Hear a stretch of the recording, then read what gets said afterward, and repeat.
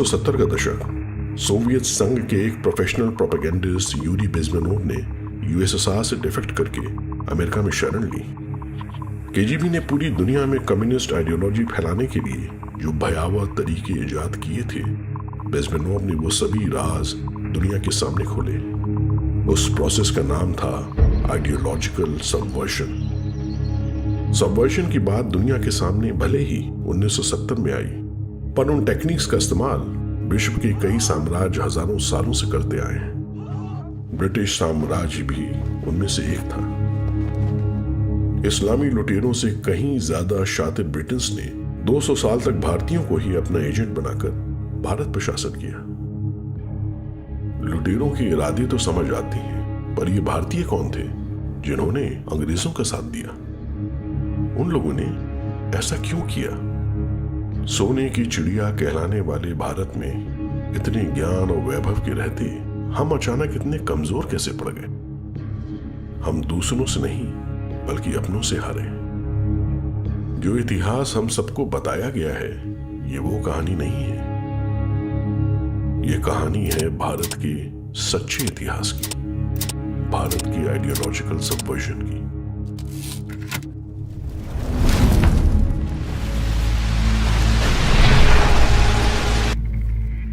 स्वतंत्रता आखिरकार, क्या ये सच था?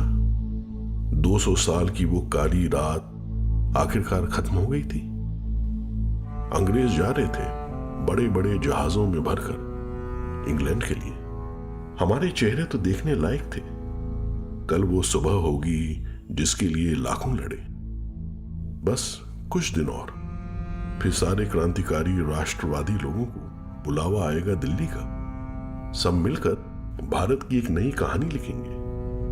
अपना देश अब आजाद है, अब क्या फिक्र। पर वो बुलावा कभी नहीं आया। बंद दरवाजों के पीछे न जाने किन किन समझौतों पर साइन किए गए। फिर अचानक से शोर हुआ कि 10 हफ्तों में देश हिंदू मुसलमानों में बांट दिया जाएगा। जिस सिंधु सरस्वती की गोद में हमारा जन्म हुआ था, कुछ ईसाइयों ने हमसे वो छीन ली। हिंदू मुसलमान एक दूसरे को काट रहे थे। लाशें गिनने वाला कोई नहीं था। मगर अपने नेता क्या कर रहे थे? इन सब ने गोरों को ये करने क्यों दिया? इन सब से बहुत दूर वॉइसरॉय आवास पर उस शाम शैंपेन खुली। माउंटबेटन ने इंडिया के नाम टोस्ट किया। नेहरू जी ने हंसते हुए जाम उठाया और कहा, to King George the sixth. हमें लग रहा था कि 1947 में गोरे साहब चले जाएंगे। हम गलत थे।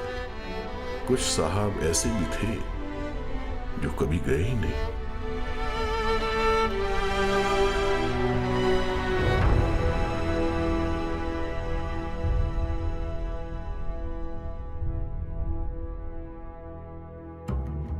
बात है आज से 1000 साल पहले की। भारत इस्लामिक लुटेरों से जूझ रहा था।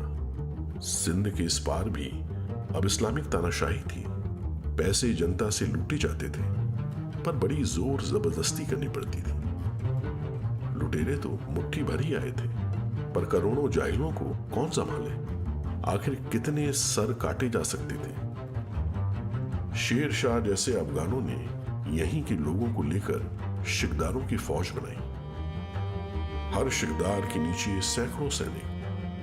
अकबर के समय में ऐसे सैनिक लगभग 44 लाख थे।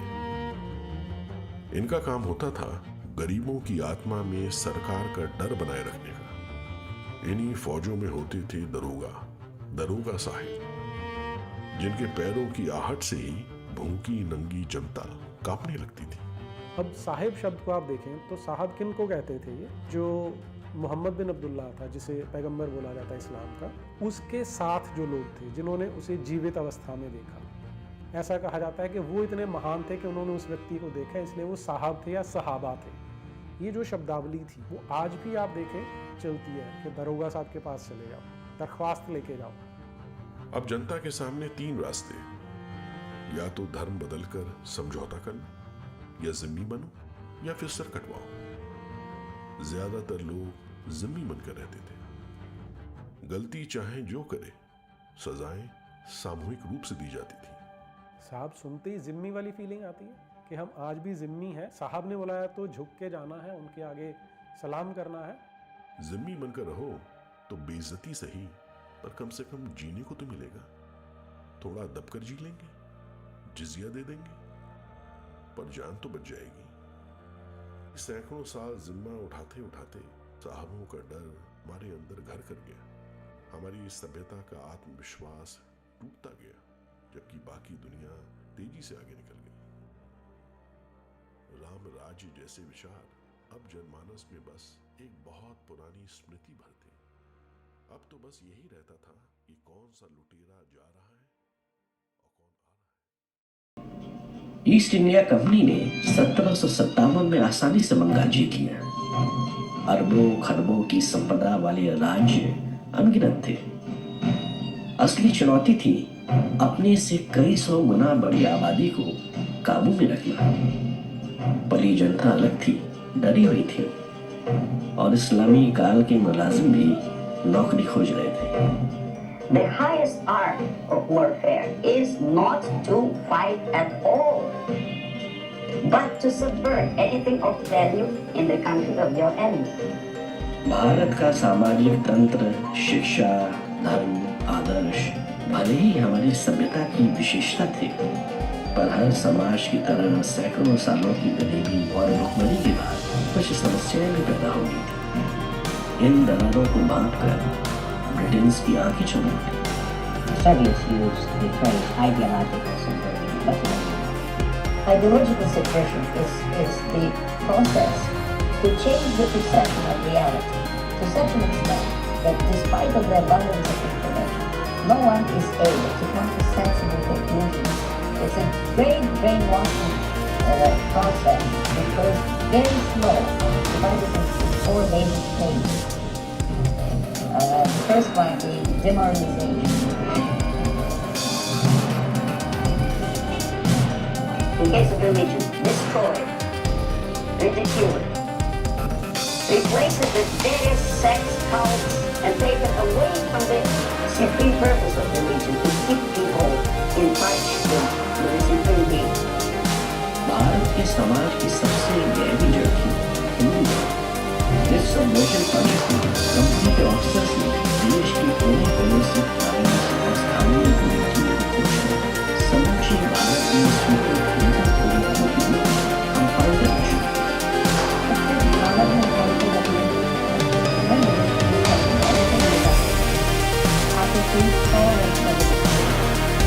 मुझे ये बताना है कि यहाँ पर कैटेगरी और भी कंट्री लेवल स्ट्रक्चर है, जो यहाँ पर नंबर है फोकस लेकिन खाते कोई भी चाहते तो ब्राह्मण करना क्योंकि ब्राह्मण का भी करना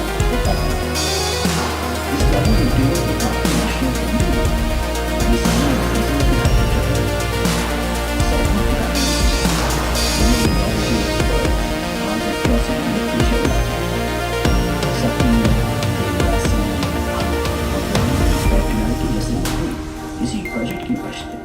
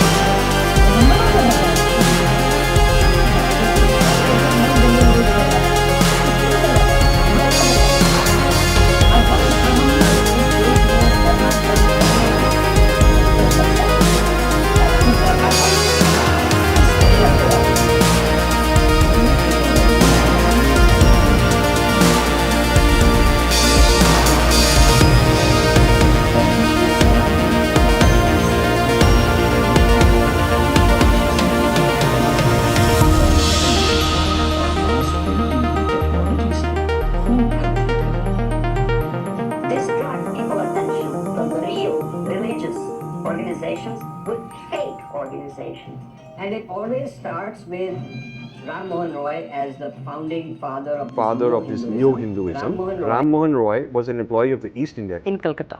in Calcutta. The allegation is that he started Hinduism with his own hodgepodge, what we call khichdi, a mixture.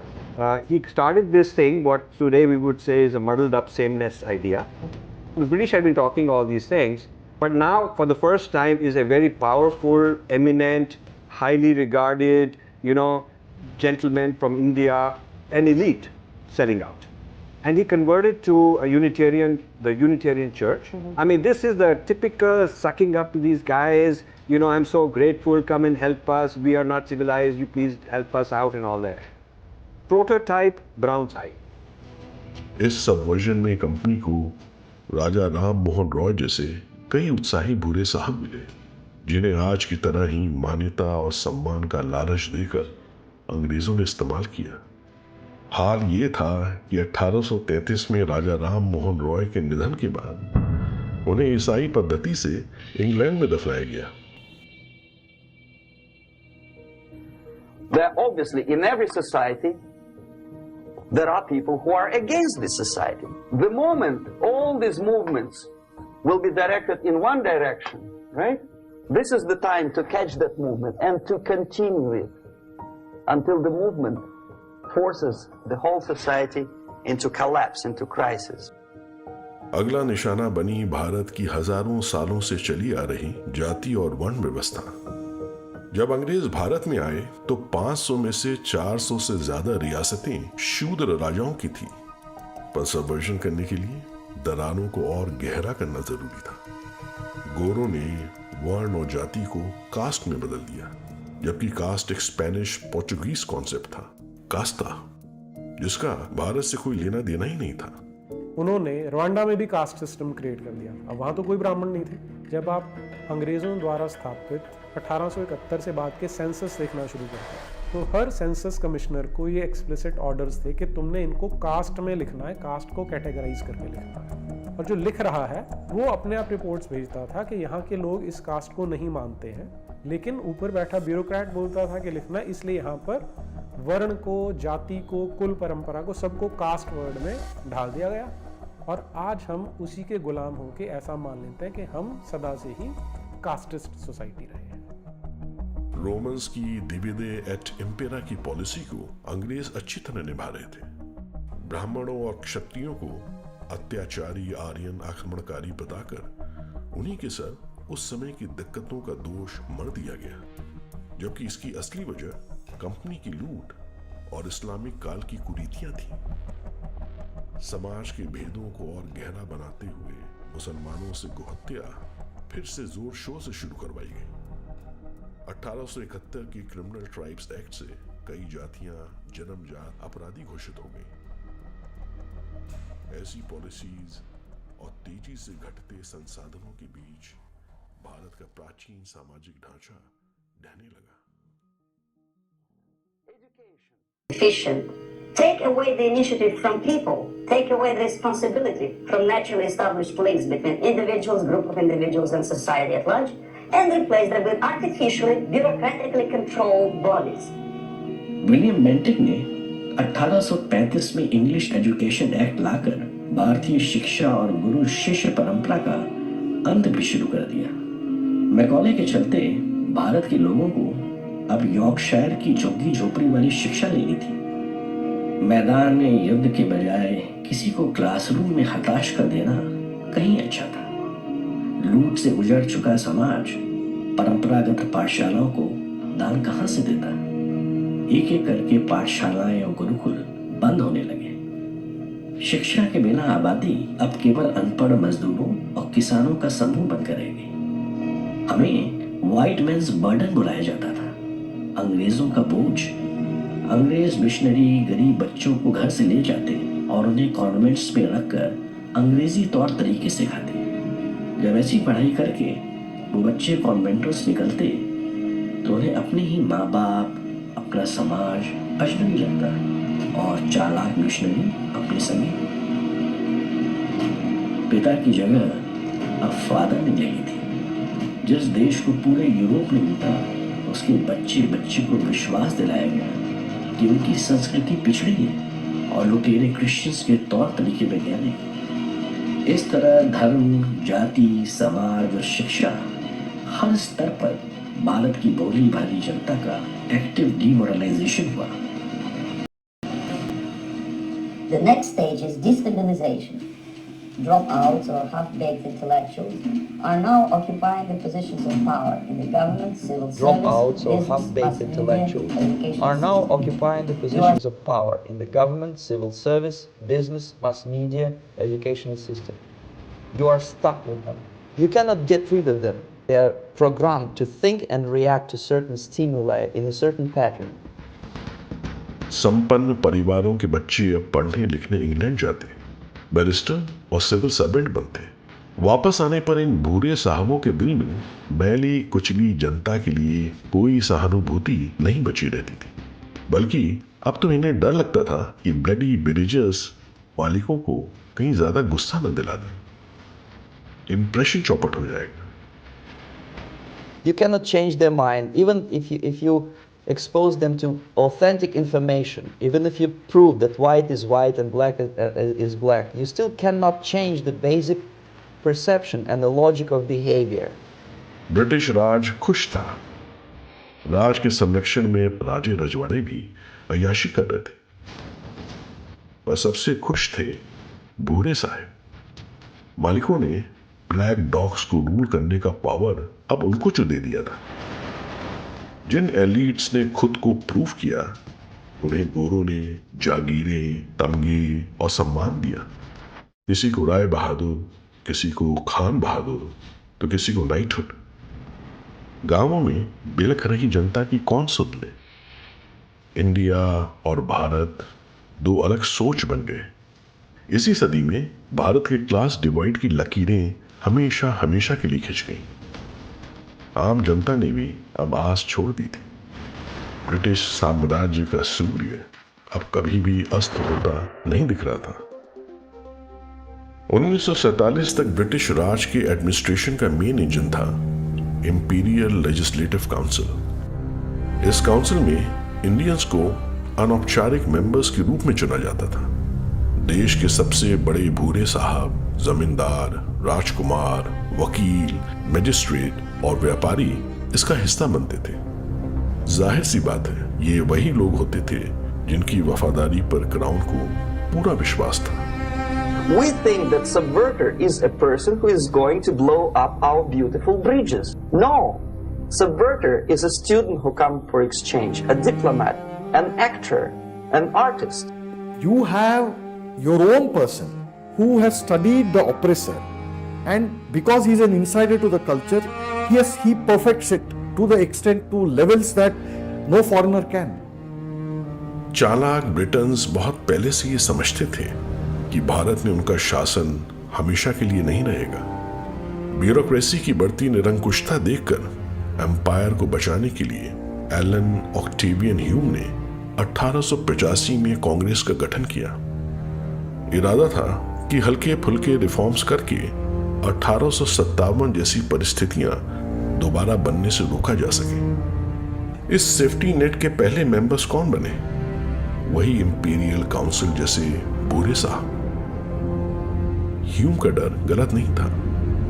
अंग्रेजों के सबवर्जन से आहत भारत भूमि से अब नई आवाजें उठ रही थीं। छत्रपति शिवाजी महाराज का हिंदवी स्वराज्य 1876 में स्वामी दयानंद सरस्वती की कलम से स्वराज का नारा बनकर निकला। स्वराज भारत भारतीयों के लिए।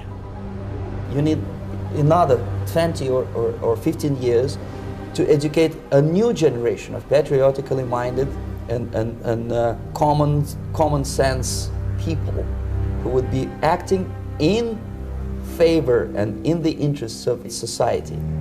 ये आग अंदर ही अंदर पूरे देश में फैल रही थी। बाल गंगाधर तिलक, श्री अरविंदो, बिपिन चंद्र पाल जैसे दार्शनिक उभरे। राष्ट्रवादी विद्वानों के स्वदेशी शोध को पढ़कर नई पीढ़ियां डिमोरलाइजेशन से इम्यून होने लगी। भविष्य के महान क्रांतिकारी इसी विचारधारा के प्रभाव में बड़े हुए। समय की करवट को भांपते हुए इंपीरियल काउंसिल के जेंटलमैन अब कांग्रेस में अटेंडेंस बढ़ाने में लगे। आलिशान बंगलों और तबकों की महान बलिदान का प्रचार करके अब भूरे साहब कुर्ता पैजामा पहनकर स्वतंत्रता सेनानी बन गए। On that stage, students are being sent back, or if they were already in the country, which is the object of subversion, they spring to action. The sleepers go up. एक भयानक तूफान उमड़ रहा था। आजादी की लड़ाई में उग्र देशभक्त क्रांतिकारियों के साथ इंपीरियल काउंसिल के भूरे साहब भी घुल मिल गए। अंग्रेजों के लिए भी ये अच्छी खबर थी। They slept for 15 to 20 years. Now they become leaders of groups, preachers, public figures. They actively include themselves in the political process. इनमें सबसे आगे था इलाहाबाद का अत्यंत धनी और प्रभावशाली नेहरू परिवार और उसके संरक्षक मोतीलाल नेहरू। अंग्रेजियत नेहरू परिवार के खून में थी। 1911 के दिल्ली दरबार में वीआईपी ट्रीटमेंट हो, चाहे सिविल लाइंस की आलीशान पार्टियां, अंग्रेजों ने कभी मोतीलाल को उनके भूरेपन का एहसास नहीं होने दिया। मोतीलाल का नाम किताबों और फिल्मों में महान स्वतंत्रता सेनानी के तौर पर मिलता है, पर ऐसी कौन सी स्वतंत्रता के लिए वो लड़ रहे थे कि अंग्रेजों कितने चाहते थे। प्रसिद्ध बैरिस्टर मोतीलाल शायद ही कभी किसी क्रांतिकारी का मुकदमा लड़ने के लिए खड़े हुए। राम प्रसाद बिस्मिल और अशफाकुल्ला खान को काकोरी कांड में फांसी की सजा मोतीलाल के रिश्तेदार और मित्र जगत नारायण मुल्ला ने दिलवाई। मोतीलाल जी बेटे के कैरियर से ज्यादा चिंतित थे। बेटे की पढ़ाई खत्म होने के पहले ही मोतीलाल ने बड़ी सफाई से खुद को कांग्रेस का किंग मेकर बना लिया। भारतीय जनमानस के सबवर्जन में अनजाने ही सही, लेकिन मोहनदास करमचंद गांधी की भूमिका को नकारा नहीं जा सकता। Among the lot of freedom fighters who fought for India's independence, Gandhi was identified as the least threatening.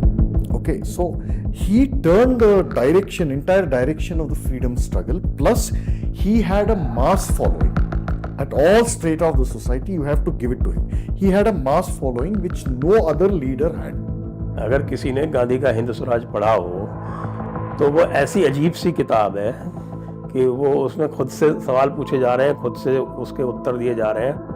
उसमें उनकी अहिंसा की एक बड़ी अजीब सी अवधारणा है जिसमें ये कहा जाता है कि चोर को मत मारो। क्यों? क्योंकि मान लो तुम्हारा पिता ही तुम्हारे घर में चोरी करने आ जाए तो क्या उसको मारोगे? अब आप इस लॉजिक की कल्पना मैं तो नहीं कर सकता। इस तरह का लॉजिक जो है वो गांधी जी ही दे सकते थे। 1928 में मोतीलाल ने गांधी से सोर्स लगवाकर बेटे जवाहरलाल नेहरू को कांग्रेस अध्यक्ष बनवा दिया। यहीं से कांग्रेस में परिवारवाद की परंपरा का शुभारंभ भी हो गया। Gandhi ji described Jawaharlal Nehru as pure as crystal, truthful beyond suspicion, and said, "The nation is safe in his hands." Nehru एक सच्चे भूरे साहब थे। भारत की जमीनी सच्चाई से मीलों दूर वो फेबियन सोशलिज्म वाले क्रांतिकारी थे। इलाहाबाद और इंग्लैंड में अंग्रेजों के बीच पले बड़े नेहरू गलत समय पर गलत जगह आकर खड़े थे। पापा की पार्टी के अध्यक्ष बनकर वे भारत को पूर्ण स्वराज दिलाने वाले नायक बनने के सपने देख रहे थे, पर शतरंज के प्यादे तो कोई और ही सजा रहा था। एम्पायर के क्राउन का सबसे बड़ा हीरा भारत था। भारत में जब स्वतंत्रता एक निश्चित सच्चाई बनकर उभर रही थी, उसी दौरान अंग्रेजों ने इंपीरियल काउंसिल के एक और भूरे साहब को लंदन में कल्टीवेट किया, Mohammad Ali Jinnah. Winston Churchill specifically cultivated Jinnah. I think the India House or one of those institutions in England, they recently released all this correspondence with Jinnah and Churchill, meeting minutes and the correspondence that they had. Jinnah was cultivated specifically by Winston Churchill and some other British leaders. 15 years ago, he did his dirty job and nobody cared. Now he makes it a political issue. He demands recognition, respect, human rights, and he rallies a large group of people. And there are violent clashes between him and police, his group and ordinary people. That is destabilization. Now the root of the Darwinism has been set. the root of the Khalistan has been set, is a period when the Islamists are thrown more toward the radical Islamic ideas. We see in the 1920s how the people, the Muslims of the southern belt, that is the Muplahs, they were really mobilized to fight for a caliphate, which even the Turkish people didn't want. Then comes the era of the communists in the 1940s, when they spoke about the splitting of the various fractions wherever there is a Muslim majority. So there were a lot of things which were happening, a lot of movements, a lot of separatist idea which were really brewing more and more in India. जिन्ना और उसके साथियों ने 1945 आते आते भारत की सांप्रदायिक हालात काफी बिगाड़ दिए थे। पूरा देश जल रहा था और कांग्रेस के सभी आंदोलन असफल हो चुके थे। भूरे साहबों ने सही समय पर पाला बदला और नेताजी की प्रसिद्धि की लहर पर चढ़ गए। ब्रिटिश राज ने भूल करते हुए आजाद हिंद फौज के ऑफिसर्स पर देशद्रोह के ट्रायल्स शुरू किए। आजाद हिंद फौज के जवानों के लिए पूरा देश एकजुट हो गया। सिविल वॉर की आग नेताजी की प्रसिद्धि के आगे फीकी पड़ गई और उल्टा राज ही निशाने पर आ गया। खतरा महसूस करते हुए राज ने जिन्ना को आगे बढ़ाया। अब समय था सबवर्जन के अंतिम चरण का, crisis. Destabilization process usually leads directly to the process of crisis. It may take only up to 6 weeks to bring a country to the verge of crisis. Gandhi ने 1928 की अपनी गलती फिर से दोहराई, जो इस बार पूरे भारत को महंगी पड़ने वाली थी। करोड़ों लोगों के बलिदान से आजादी की लड़ाइयां अब अंतिम चरण में थी। जो भी अब कांग्रेस का अध्यक्ष बनता, आजाद भारत के प्रधानमंत्री का पद भी उसे ही मिलता। और सबके प्रिय नेता थे Sardar Patel. There were 15 Congress state parties. Out of 15, 12 elected Patel. Not even one gave any vote to Nehru. जनता चाहे बोस को चुने या पटेल को, आगे वो हमेशा नेहरू को ही खड़ा पाती थी। भूरे साहब को the last English man to rule India जो बनना था। The population at large is looking for a savior. Population is sick and tired already. A savior comes and says, I will lead you. Who is half-baked intellectual, sometimes graduated from Harvard University or Berkeley. Direct action day, Jinnah ने डंके की चोट पर हिंदुओं का नरसंहार किया। पूरा देश सिविल वॉर में धधक उठा। आईबी के डायरेक्टर का लंदन को एक secret note, the game so far has been well played. Netaji के समर्थन में सशस्त्र सेनाओं का विद्रोह भारत में रह रहे सभी अंग्रेजों के लिए जान का खतरा बन गया। क्लेमेंट एटली ने भारत छोड़ने की तारीख तय कर दी, जून 1948। अमेरिका ने कम्युनिज्म और साम्राज्यवाद को खत्म करने की अपनी नई फॉरेन पॉलिसी की घोषणा की। खरबों के उधार में दबे ब्रिटेन के पास बिग डैडी अमेरिका की बात मानने के अलावा और कोई चारा नहीं था। यूएस और ब्रिटेन का एक नया जियोपॉलिटिकल इंटरेस्ट जन्मा, भारत का पार्टीशन।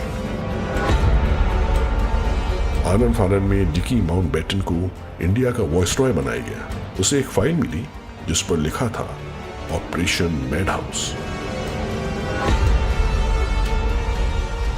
नेहरू माउंटबेटन से शिमला में मिले। डिकी ने नेहरू को ट्रांसफर ऑफ पावर का पहला प्लान दिखाया, प्रोजेक्ट बाल्कन। भारत के निर्दयी पार्टीशन का प्लान देखकर नेहरू साहब बिल्कुल घबरा गए, पर मशोबरा की वादियों में उनकी खास दोस्त एडवीना ने उनको संभाला और अंत में राजी करवा दिया। He comes back to his country and he thinks that he knows the answer to all the social economical problems. Mountbatten ने अचानक घोषित किया कि ट्रांसफर ऑफ पावर जून 1948 की बजाय 15 अगस्त 1947 को ही हो जाएगा। बस 10 हफ्तों में सब भौचक्के थे। उसी दिन शाम को भारत का विभाजन रेडियो पर अनाउंस हुआ। मुसलमान और हिंदुओं में दंगे शुरू हो गए। स्वतंत्रता संग्राम का सबवर्जन साहिबों को माध्यम बनाकर अब पूरा हो गया था। So we have two alternatives here. Civil war and invasion. Civil war शुरू होने के कुछ घंटे पहले लॉर्ड माउंटबेटन ने शैंपेन खोली और इंडिया के नाम टोस्ट किया। नेहरू साहब ने जाम उठाया और कहा to King George VI, The time bomb is ticking. With every second, the disaster is coming closer and closer. आधी रात को अचानक से दिल्ली में ढोल ताशों का शोर हुआ। घर में खुशी से उछल रही अपनी बेटी को देख वायसरॉय के एडवाइजर VP मेनन ने आह भरते हुए कहा, हम सबके सबसे डरावने सपने तो अब सच होने वाले हैं।